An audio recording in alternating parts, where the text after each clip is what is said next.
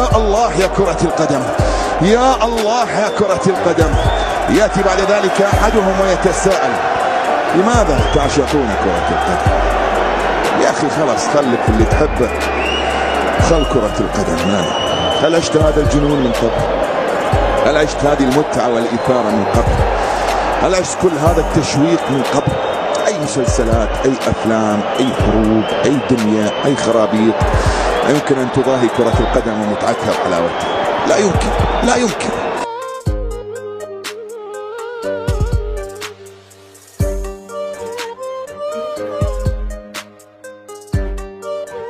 مش معقولين، مش ممكن على هذه الأسطورة الأهلاوية. لا يستسلمون، يلعبون لآخر اللحظات.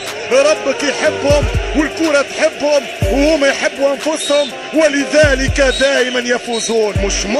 مش ممكن سنوات تمر، سنوات تتكرر. بالحق الآن أعتقد أكثر في روح الفانلة الحمراء، في بركات القميص الأحمر يا الأهلي، في أسطورة اسمه النادي الأهلي.